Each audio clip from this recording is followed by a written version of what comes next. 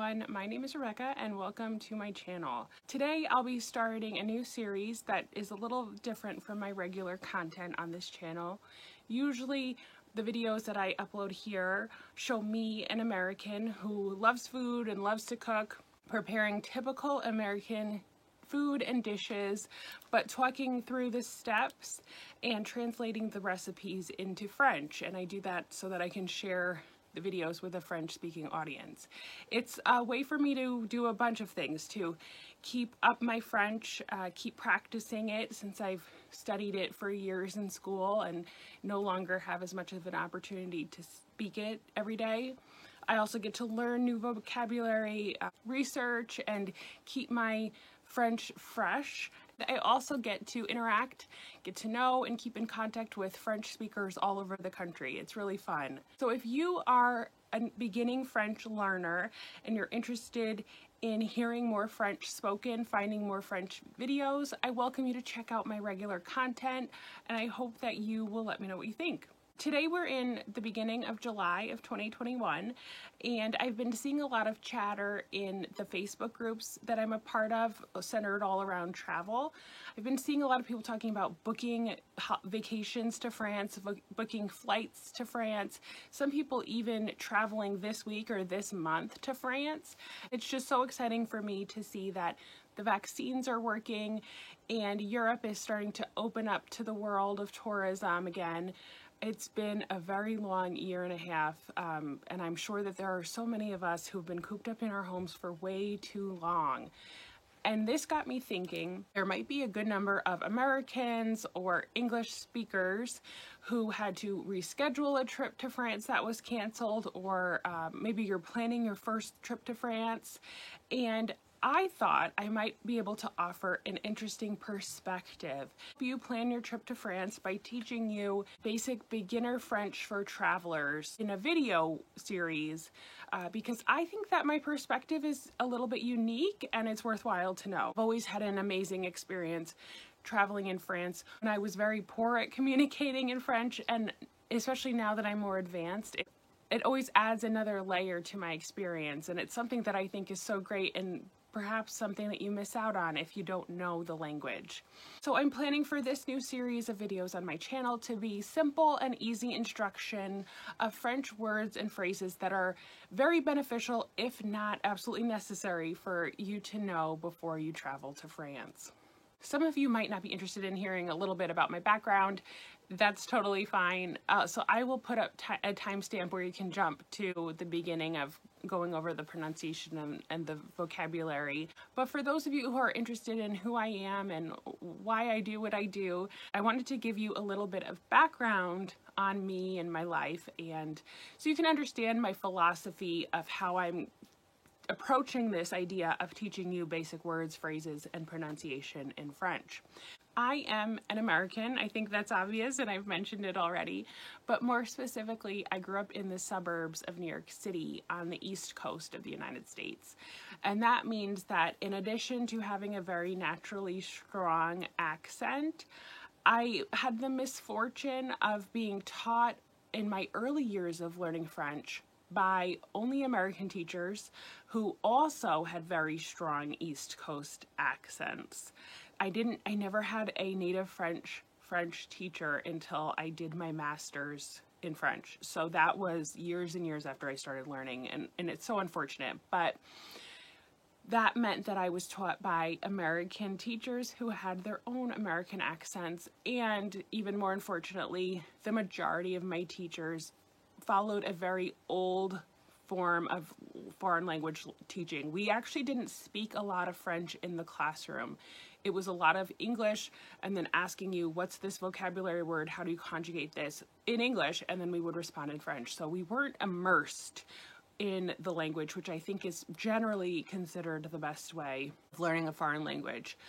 So I studied French for over 10 consecutive years, year after year, advancing, being told I was doing really well, learning the grammar, speaking more and more.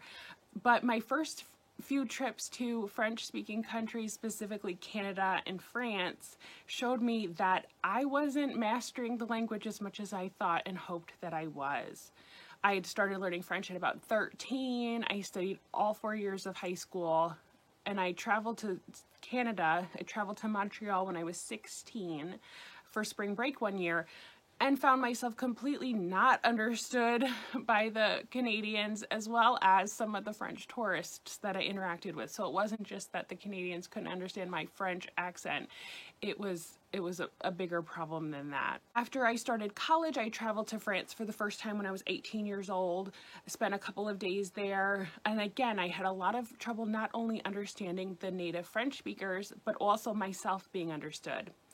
Finally, when I was 20 years old, I did a semester abroad in Paris. I lived, studied, worked, traveled the metro, did all sorts of things in France for about 6 months. Now, when I was there, I encountered a lot of difficulties still, and it was actually, curiously, only when I came back to the United States that my accent improved. It was almost like my brain needed to process the event and load a program or something, because it was only after I came back from France and took additional French classes and was able to practice again that I actually adjusted and improved accent-wise. So I'm telling you all of this to lead to a very important piece of information, which is that I think personally, if you're planning on traveling to France for the first time, or if this is one of your first few trips to France, or if you've just recently started learning French, there's little chance that you're going to sound like a native speaker. It's just going to be hard unless you learned French from a very young age or you had really intensive training in it. And if that were the case, then you wouldn't be, looking for my video on basic French for travelers. I don't say that to discourage you, but I just want to give you the proper perspective. Any native French speaker that you encounter in France is going to know that you're not French. It just is what it is. And I think that what's more important than sounding super French is going to be that every interaction that you have in French, you're able to get your meaning across and you're able to have a productive, pleasant conversation. And even me, when I knew how to form correct sentences grammatically and I could spell all the words right, my accent a lot of times hindered me from being understood, and that was frustrating. That made me want to only speak English. That made the French people I interacted with definitely only want to speak English to me, and it was unproductive. So my hope from these videos is to allow you to understand how to say these words in an accent that can be understood. That's not going to be too distracting because it's terrible or super French and then they expect that you're a native French speaker, but it's an accent that is good enough that you will be understood. I'm also going to try to present you with the audio sound so that you can understand some common things that you'll probably encounter in here. It might be hard for you to imagine that depending on your experience traveling, but just take it from me as someone who studied French for a very long part of my life and then had a very difficult time coming to the realization that no one could understand my properly constructed sentences because my accent was so difficult to get over. Thankfully, with time and exposure, my accent has improved dramatically, but I know I will never sound like a native French speaker, and I'm okay with that. I actually make all these YouTube videos where I speak French, and I try my best. I do the best that I can. I try to improve. And I'm often told that my American accent while speaking French is cute, which I will happily take. So hand in hand with this, one thing you'll see in these videos is that when I give you these words and phrases, I am not going to show you the words on the screen at the same time. I will, however, tell you the pronunciation in French, give you any tips I might have as a native English speaker, make sure you understand the meaning and when to use it, and I will annotate a number on the screen.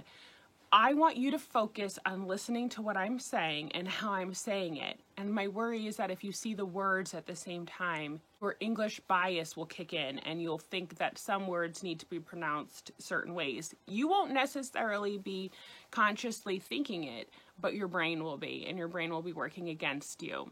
So I will put the number up and you can refer down to the information bar and see those words and phrases listed down there. Basically, I want you to listen with your ears and not be influenced by verbal cues. you'll see the longer that you study French, many words in English are similar, if not the exact same word in French. So for example, if you see this word, P-O-I-S-O-N, you might immediately think that the first syllable is pronounced poi, poi for poison. But if you were in France, it should be pronounced pois, pois for poison. So I'm just trying to avoid that issue. A little story, my husband took 3 months of French, I think, when he was in early high school, and he actually can pronounce some things very well because he did not see the words written. He just heard them and he got the pronunciation down that way, where I think part of my issue was a lot of my early French education relied heavily on reading words. And so my brain thought I knew how to say it, and especially with a very strong New York accent, it thought it knew how to say it, and it didn't. So that's just something I'm trying to avoid here. Today's video, I'm going to give you 15 words and a bonus word that you absolutely must know, should be able to pronounce as best as you can, and be familiar with for your trips to France. The first word is how to say hello or good day, and it's something probably you all know, but bonjour, bonjour, bonjour. And you can say it bonjour or bonjour. It's just a polite word that works in every situation when you're interacting in stores, in the airport, in hotels. Bonjour. It also works at any time of day.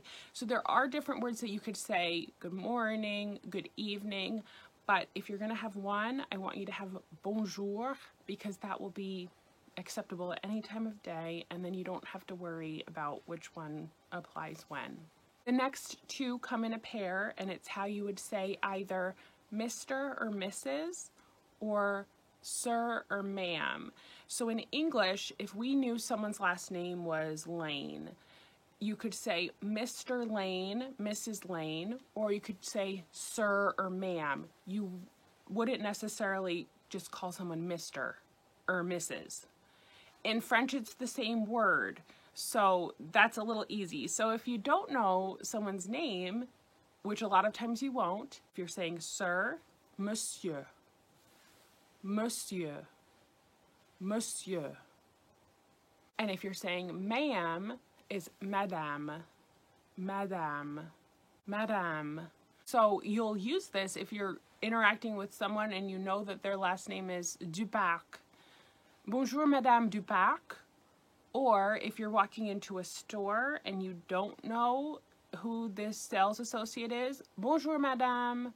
So it works in each case. It makes it really easy. It's just a polite way to interact with strangers, people who are in the service industry, people who are working at the line when you're getting tickets for something. One of the tips that I always followed with a lot of success was if I'm entering someone else's establishment, someone's restaurant, store, even like a booth in a farmer's market, you're entering their space. So locate who looks like they're the owner or in charge or an employee and say, bonjour madame, bonjour monsieur, as soon as you can. You're entering their space. And it's culturally different than it is in America. It's interesting when you travel, you see all these different cultures. But my husband and I went to Germany during the Christmas season. So we went to a German Christmas markets, and the German sellers would leave us completely alone unless we approached them. Whereas I'm sure most Americans would say generally if you're at a Christmas bazaar or something and you look even the slightest bit interested, people are going to be asking you, hello, let me introduce myself. Do you have any questions? Is there anything I can help you with?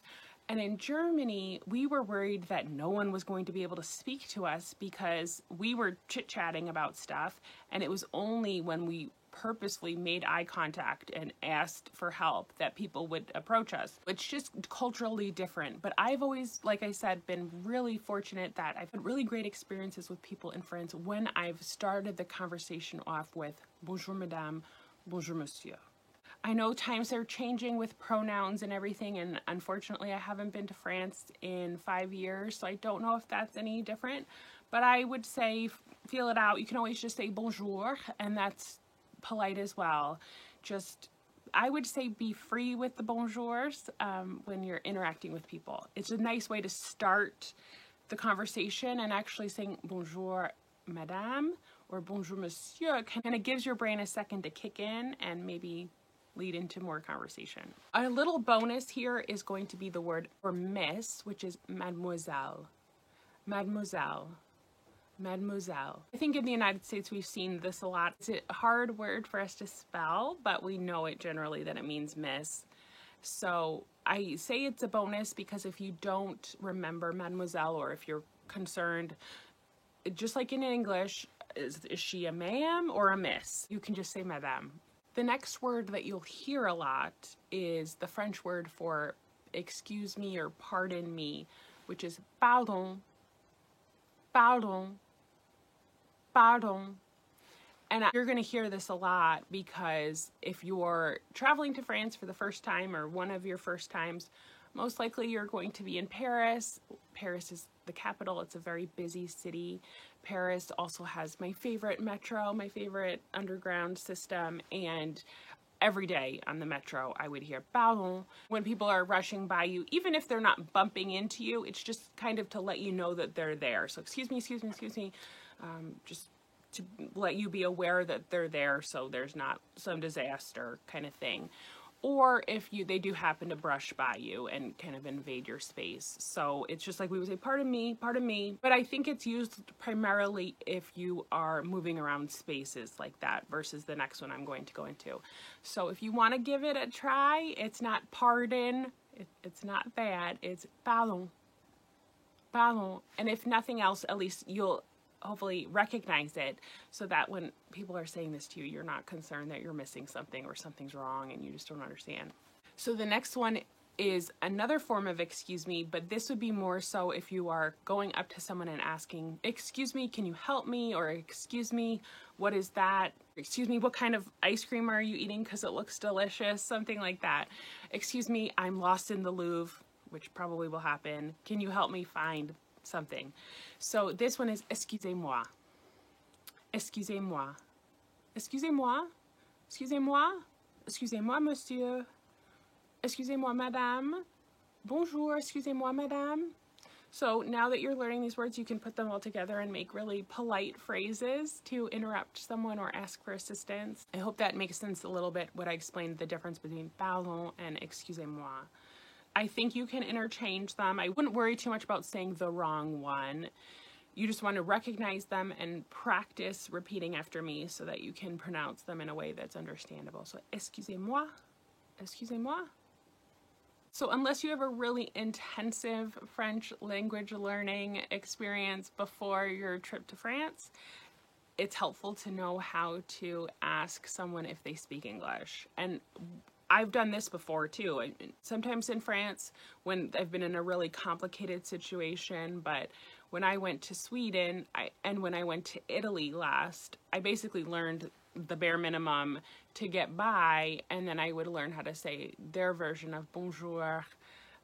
Can you help me? Do you speak English? So it's not ideal, but it's realistic. And it's a nice way to ask without just going up to someone in their own country and saying, I need someone to speak English to me.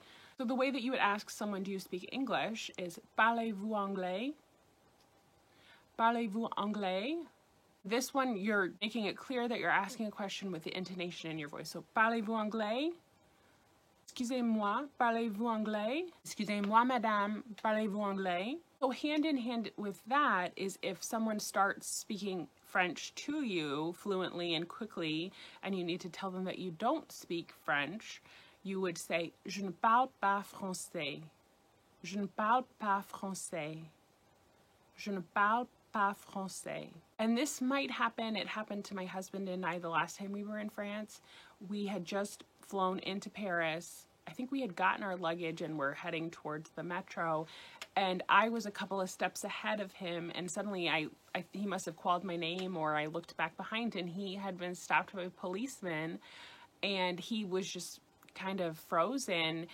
They were asking him questions and he didn't know what to say. He didn't know what they were asking. I went over there and kind of immediately started saying, I'm sorry, he doesn't understand French. What are your questions? We're Americans. We're here for vacation. We're just here for tourism purposes.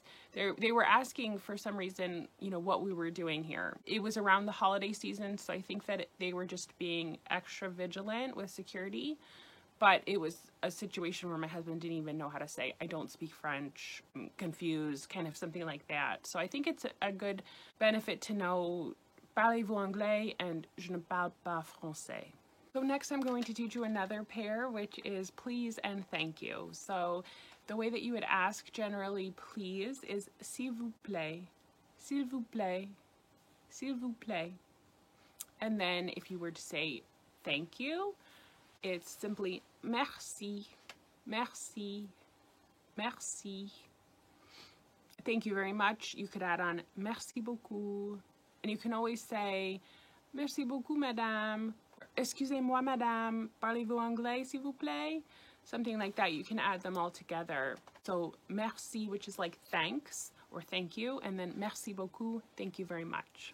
So in response to a thank you, to a merci, I would recommend that you memorize the phrase de rien. So if someone thanks you for something, or you want to say, oh, no problem, de rien, de rien, de rien.